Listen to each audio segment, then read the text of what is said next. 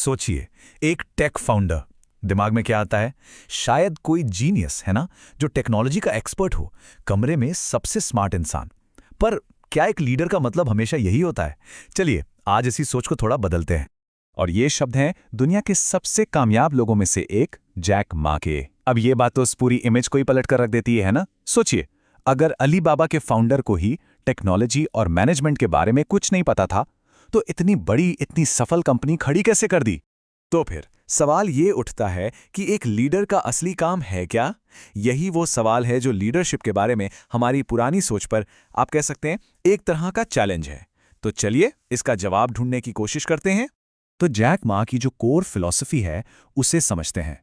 उनका मानना था कि एक लीडर का काम अपनी होशियारी दिखाना नहीं है, बिल्कुल नहीं, बल्कि उसका काम है दूसरों की होशियारी को एक मौका देना, उन्हें आगे लाना। मतलब लीडर खुद एक्सपर्ट नहीं है, वो तो दूसरों के लिए एक इनेबलर है, एक मददगार है। जैक मा का जो पूरा फ्रेमवर्क है ना, वो बस 3 सिंपल स्टेप्स पर टिका है। सबसे पहला, ऐसे लोगों को ढूंढो जो आपसे ज्यादा स्मार्ट हों, ज्यादा जानते हों। दूसरा, ये पक्का करो कि ये सारे स्मार्ट लोग एक टीम बनकर एक साथ काम भी कर पाएं। और तीसरा, और सबसे जरूरी, ये पक्का करना कि वो सब के सब कंपनी के बड़े विजन पर, बड़े लक्ष्य पर दिल से यकीन करें। लेकिन क्या एक बार स्मार्ट लोगों की टीम बना लेने से काम खत्म हो जाता है? बिल्कुल नहीं। असल में असली चुनौती तो यहीं से शुरू होती है। और ये चुनौती है एक बड़ा ही दिलचस्प पैराडॉक्स, एक विरोधाभास। ये जैक मा का एक और ऐसा कोट है जो थोड़ा हैरान कर देता है। सुनने में अजीब लगता है ना? भाई, स्मार्ट लोग एक साथ काम क्यों नहीं कर सकते? पर इसके पीछे ना एक बहुत गहरी सच्चाई है। एक ऐसी सच्चाई जो टीम बनाने की सबसे बड़ी मुश्किल को सामने लाती है। तो देखिए, जैक मा टीम के लोगों को 2 तरह से देखते हैं। एक तरफ तो हैं स्मार्ट लोग। ये लोग कंपनी के विजन को समझते हैं, उस पर भरोसा भी करते हैं, सब ठीक है। लेकिन अक्सर उनका ईगो, उनके अलग अलग आइडियाज उन्हें एक साथ मिलकर काम नहीं करने देते। और दूसरी तरफ हैं वो लोग जिन्हें जैक मा मजाक में कम होशियार लोग कहते हैं।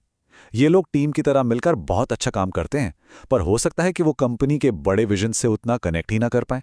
तो फिर इस पैराडॉक्स का, इस मुश्किल का हल क्या है? जवाब है कल्चर। जी हां, कंपनी की संस्कृति। यही वो सबसे पावरफुल टूल है एक लीडर के हाथ में जो इस टकराव को सुलझा सकता है। अब जब हम कल्चर की बात करते हैं, तो जैक मा के लिए इसका मतलब सिर्फ ऑफिस पार्टीज या कुछ नियम कानून नहीं है। नहीं, कल्चर उनके लिए एक कॉमन बिलीफ सिस्टम है। ये वो गोंद है जो उन सभी स्मार्ट, टैलेंटेड लोगों को, जिनके अपने अपने आइडियाज हैं, एक साथ जोड़ता है और उन्हें टीम बनाकर एक ही दिशा में आगे ले जाता है। तो बात साफ है, एक लीडर का सबसे जरूरी काम सब कुछ जानना नहीं है। उसका असली काम है एक ऐसा कल्चर बनाना, एक ऐसा माहौल बनाना जो हर किसी की नॉलेज को, हर किसी के टैलेंट को एक साथ लाए और उसे ही टीम की सबसे बड़ी ताकत बना दे। और आखिर में यही सवाल हमारे सामने आता है, जो हर किसी को अपने लीडरशिप स्टाइल के बारे में सोचने पर मजबूर करता है कि असली काम एक्सपर्ट बनना है या फिर एक्सपर्ट्स की एक ऐसी टीम बनाना है जो मिलकर कुछ कमाल कर सके।